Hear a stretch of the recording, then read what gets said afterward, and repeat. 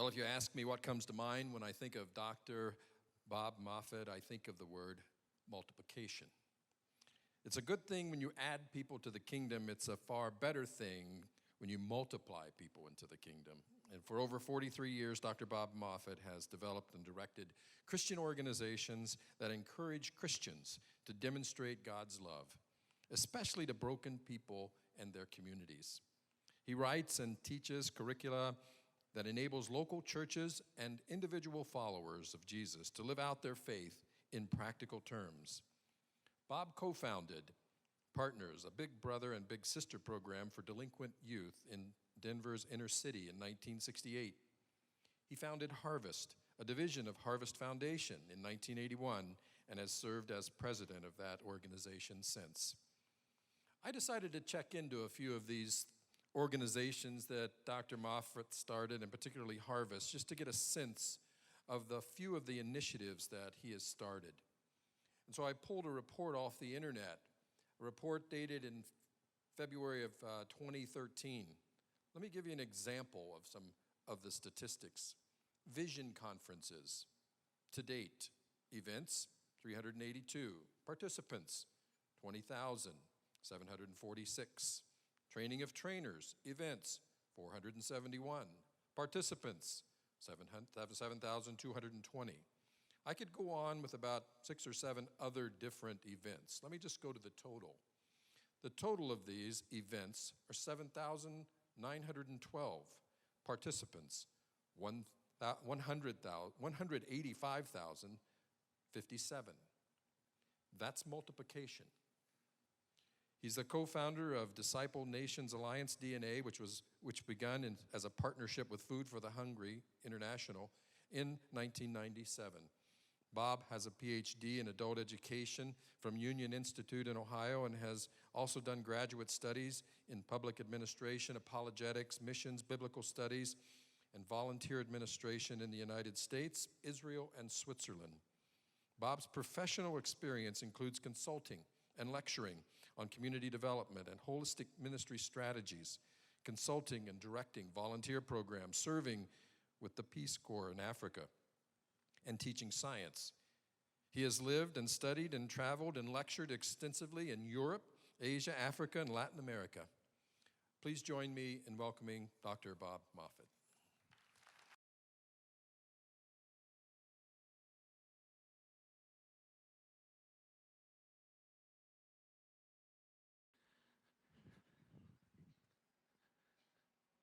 Good morning. It's really good to be with you today. I just want to thank Terry and the group that has put this conference together. I have really been touched by the humility, by the openness, the learning nature of many of those who've been speaking to us, and I appreciate that very much. Just wanted to say that before I began.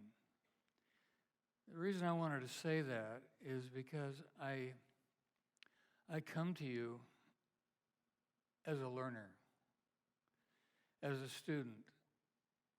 I hope I'm continuing to learn, and I hope all of us are. That's so important for us. Sometimes, we use our long experience to sort of give the idea that we know more than other people. I don't. But I have had some increasing concern in my own journey about the church that I grew up in, the evangelical church. And I want to share some of those concerns with you because I think that the consequences of some of the things and some of the paradigms that we use to move ahead in missions have had huge negative consequences on what we do. So what I want to share with you, I'm sharing with you as a learner, as somebody that's on a journey. I want to share something that I call the discipleship dilemma. And in the discipleship dilemma, if we can have our slides up, please. In the discipleship dilemma, I want to talk about some of the concerns that I've seen as I've had an opportunity to watch the missions endeavor of our church, the evangelical church around the world. And I think that, it's possible, and I'm asking this as a question, and asking you to think with me in this issue. Asking the question of whether we have misplaced the biblical priority on evangelism and discipleship, and whether we have switched those priorities. Next slide. I want you to know, first of all, that this guy that is sharing with you this morning is that I am passionate. I always have been since I've been a young man growing up in the church. I'm passionate to see people come to know Jesus Christ. That's probably the deepest passion I have other than my love for Jesus. And I believe that I'm also passionate, especially passionate, about seeing those who know Jesus come to live like him, to be discipled, to be like him. I'm an unapologetic evangelical, and I mean that. But that isn't to ignore the fact that we've got some issues that we need to deal with. And I think that one of the issues is that we have so emphasized evangelism within our tradition that we have unintentionally been disobedient to the call of Jesus on the church. Next slide. I think that I call this a dilemma because a dilemma is defined as an unsatisfactory choice between two options or two alternatives. And within our tradition, we have a desire to see people meet Jesus Christ and then to disciple them. But if we put so much emphasis on evangelism, the dilemma is that we may be neglecting what Jesus Christ called us to do, which was to disciple the nations. But if we put so much attention and time into discipling, then maybe the urgency of those that are going into eternity without Christ is a dilemma that how do we keep that into balance? Frankly, this is a false dichotomy. Theologically, the issue of evangelism and discipleship is a seamless action. But as evangelicals, we have often divided those into those two categories. Next slide. And I think that I'm wondering if we have unintentionally reversed those priorities. And related to that is that as I've observed thousands of churches around the world over more than 35 years of international ministry, I've seen that a related issue is that we think of discipleship as knowing, having content rather than applying the content, rather than being obedient. And I think that, as I've observed, we're not very good at reproducing doers. Next slide. As we look at evangelism around the world and the evangelical church, some people talk about the suicide of evangelicals. I'm not ready to accept that. But there certainly is a decline in terms of at least church attendance, which is one indication of how strong we are. In spite of megachurches, the actual number of people who are professed evangelicals that attend church has been declining since the 80s. And it's projected by the Schaeffer Institute for Church Growth and Development that we will be down to 15% of those who call themselves evangelicals even attending churches on a regular basis. And then it's kind of scary to look at the European situation to see where 2 to 4% of those who claim to be evangelicals are actually attending. I think it's time for us to seriously take stock of where we are. Next slide. We need to, next slide. We need to ask the question is, what are our priorities? Well, when we look at Jesus' life, and when we read the New Testament of what he claimed his purpose was and why he came, among the purposes that he said he came to be about was to seek and to save the lost. But it's very interesting that when Jesus gave his disciples the priority that they were to focus on, it wasn't that. It was to disciple. And I think that the very reason Jesus gave us that priority was because he understood that the way to truly evangelize, the way to truly attract people into his kingdom was for them to look like Jesus, for them to have been discipled to be the kind of people that Jesus has called us to be. So his priority was to seek and to save. It was evangelism. It was calling people to recognize their need for him and to repentance and to receive salvation. But he gave us a different priority, and that priority was that we were to disciple, simply because that was his priority, to see people saved. And he knew that the way to bring people into the kingdom of God was through discipleship. Next slide. When we have this misplaced focus on evangelism, which again is not a biblical dichotomy, it's a dilemma for us because as evangelicals, we've tended to divide the process of Christianization or enculturation into the kingdom society is beginning with evangelism and then leading to discipleship.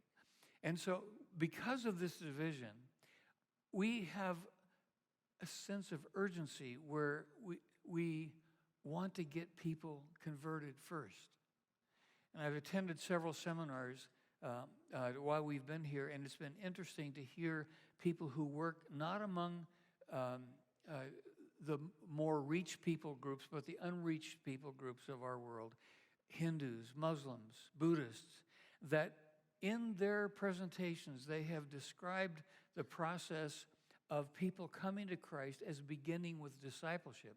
Just 3 weeks ago, I was in Colombia, and I met a Syrian Colombian missionary who'd been working among the Kurds for the last 7 years. His name was Joel. I said, Joel, tell me. I said, in your experience of, because many people, according to his own testimony, had come to Christ in his ministry, he said, in your experience as a missionary, tell me, how do people come to Jesus? And he had one word answer. His answer was discipleship. Well, I wanted to be sure that I really understood what he said. So I said, well, but in that experience of people coming to Christ, and you use that word discipleship, let me ask you another question. Does that begin with conversion? He looked me right in the eye and he said, Bob, almost never. But in our tradition, we tend to think of you don't begin discipleship until people are converted. And I'm seeing that in the unreached peoples of our world, that is not the pattern. Next. We're very concerned about numbers. You know, the story among missionaries, if you don't report numbers, you're going to lose your support. You're going to lose your support. How many people, came to Jesus? How many people were baptized? How many churches do we plant? I don't know if you're a fan of Oswald Chambers. I am. And if you remember yesterday's reading, this is part of what he said. We are inclined to be so mathematical, we imagine that we have to reach some end. But that's not the nature of the spiritual life. The nature of the spiritual life is that we are certain in our uncertainty. We are uncertain of the next step, but we are certain of God. And sometimes we get so caught up with numbers and wanting to see results that we can measure, and we set goals in mathematical terms. I wonder if we don't have an overemphasis on trying to reach a particular measurable goal rather than saying, God, we want to be obedient to what you've called us to do. and we're going to depend on you for the results. I remember reading a book about the evangelism of Latin America a number of years ago. And in the first 100 years of the evangelical outreach into Latin America, there were very few conversions. Those missionaries went to heaven without seeing people come to Christ. But now we look at what's happening there, and we're very excited to see what's happened. A friend of mine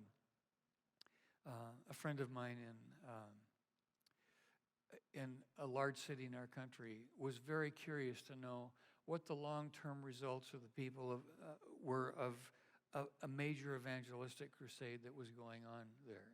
So about 6 years after the crusade, he went to the telephone directory and he began to call pastors. And he said, "Pastor, tell me, how many people are active in your church that came to Christ in this crusade?" And there were thousands of people in that city. He could not find one pastor that knew one person that was a member of their church who'd come to Christ as a result of the crusade. Something's wrong, my brothers and sisters. Next slide. Another issue is that we see churches filled with spiritual babies. They've come to Christ, yes, they maybe weren't born again, but because they haven't been discipled, they're babies. The world is not changed by babies. We're not going to see transformation in our societies when our churches are filled with spiritual babies. I'm really running out of time. I wish I had to tell you the story. I'll just tell you that a pastor of a major church was really interested in the people in an evangelistic crusade that were a part of his church. They came every Sunday and gave testimony of the great results of beach evangelism. He wanted to find out what was going on. So even though he was portly, he dressed himself in a bathing suit, took a book and a sun umbrella, went down to the beach and waited for one of these young people to come. And one of the young men from his church that he recognized, but the young man didn't recognize him in that context, came and sat down by and said, "May I talk to you?" And he went through the gospel presentation and said, "Would you like to accept Christ into your life?" And he said, "Well, I already have." He said, "Well, why didn't you tell me?" And he said, "Well, actually, you don't recognize me, but I recognize you as one of the young people that comes to my church and gives testimony of all the people that have come to Christ. And I just wanted to see how you guys went about your beach ministry." And the young man looked at him and he said, "Oh, my pastor, I'm so sorry I didn't recognize you." And he said, "I know you didn't." He said, "Tell me, when somebody comes to Christ, what do you do?" He said, "Well, I find out where they're from, and I give them a list of the churches in their area where they can go to be discipled." The pastor said, "What would you feel like if young people had a baby and then abandoned that baby, but before they left them, they gave them a slip of where they could go to get their diapers changed and their bottle filled?" The young man said, "That's what I'm doing, isn't it?" The pastor said, "I didn't answer that question. You did." Next slide. Another consequence is hypocrisy. David Kinnaman, in the 2007 book, compares Christians with millennials and asks, what's the difference between them? And in the very sensitive area of sexual activity between those who claim to be Christians and those who did not claim to be Christians. In this group of people, he found that there was only a 5% difference in the activity of watching pornography or being engaged in some sort of physical, inappropriate sexual activity. When the world looks at that and they see no little difference between the people in our churches and the people that they know or themselves, they say, "Why do I need Christianity?" Next slide. Sometimes when we're so engaged in evangelism, we have little time or activity to be engaged in helping those who've come to Christ become like him. Next. Sometimes we're so concerned about methods, and we spend lots of our time thinking about methods instead of building relationships. And we all know that it's primarily relationships through which people are drawn to Jesus. I wish I had time to tell you more, but I don't.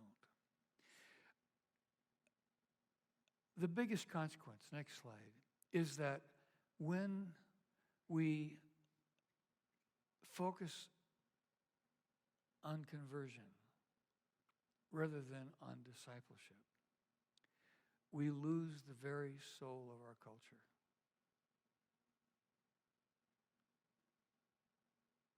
Look at American culture. If we haven't lost, we're losing the soul of our culture. And I think it's because of the discrepancy between what we say and what we proclaim and how we live. We haven't won the soul of Muslim, Buddhist, and Hindu culture. But we're certainly not going to win it unless the people who come to Jesus are discipled to look like him. Next slide. Could it be possible that our misplaced priority of focusing on evangelism rather than discipleship has led to sin? Wow. I'm not answering that question. I'm just asking the question. What do you call it when you ask your teenager to clean their room? And that means cleaning all, the electronic and the musical equipment, putting clothes away, making their bed, sweeping the floor, and you come home and all they've done is make the bed. Clothes are still strewn everywhere. You know that they knew what you meant, but they didn't do it. What do you call that? What does the Lord call it when he calls us to disciple? And what we do instead is we only evangelize. Now, I know that's a generalized statement, but I've been around enough, long enough, and far wide enough to know that this is a pattern among us. And I think we seriously need to ask the question, Lord, are we being disobedient? In the Old Testament, God speaks to the children of Israel through Moses, and he says there's such a thing as unintentional sin. I don't think we do this intentionally, but it's largely unintentional, and there's good reasons why we do that. But if we are being disobedient, there is an antidote for that. The first thing is that we have to recognize that we're not being obedient.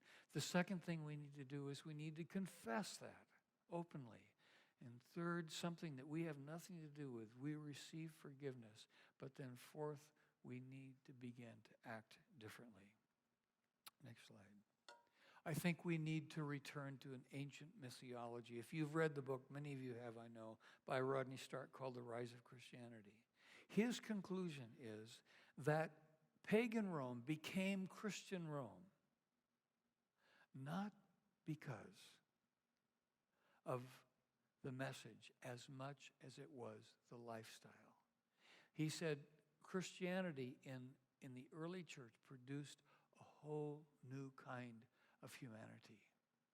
And it was that new kind of humanity which was a magnet which drew people into the kingdom. But it took 300 years. Sometimes we're not very patient. Next slide. If we were to reverse that priority and focus more on discipleship, I believe that the evangelism that we so desperately long to see would take place more as a byproduct rather than as a direct effort. And we would also see transformation. All through Scripture, God says, if you, my people, will live the way that I've asked you to live, I will heal your land. Transformation is not a human effort, in my view. I think the Bible tells us that transformation of our cultures is a supernatural event. But the condition for that supernatural event is our obedience. The Great Commission and the Great Commandment are not separate. They're directly related. When we demonstrate God's compassionate love for the brokenness of the people in our world, we are being disciples. And when we live as disciples, God heals us. Next slide. But first, and this is what we want to deal with in the workshops this afternoon, we need a practical redefinition of discipleship. It's not content, it's action. It's not knowing but doing. It's not assent to a set of beliefs or propositions, but it's obedience. And that has to be backed up by modeling. If we're going to be disciplers, we have to model it. And then there needs to be accountability for that obedience. There's hope, guys and gals. There's hope. Next slide. And the hope is that as evangelicals, we are motivated for obedience if we just really understand what obedience is. And we have a powerful history of mobilization. And there is a growing awareness, and I've seen that more than I expected in this conference. There's a growing awareness of these reverse priorities among us. But we need to change. We need to recognize that there is a reversal of the biblical priorities and focus on what Jesus asked us to do, which was discipleship. Next slide. I want to invite you to come, to the workshops that we're going to be doing. Doug Greenwald and myself are going to be doing. And then also in the back, if you visit the Disciple Nations Alliance, next slide, you'll see that there is a program called Coram Deo. It's an online discipleship program, which is group-oriented, and I really highly recommend it. So there are a number of resources out there. Final slide. The final slide is the only prayer that Jesus taught us to pray. Thy kingdom come. How? Thy will be done. That's how the kingdom comes. That's how transformation takes place. That's how brokenness is repaired, is when God's people do God's will. May his kingdom come. May his will be done. Right now, here on earth, as it's done in heaven. God bless you.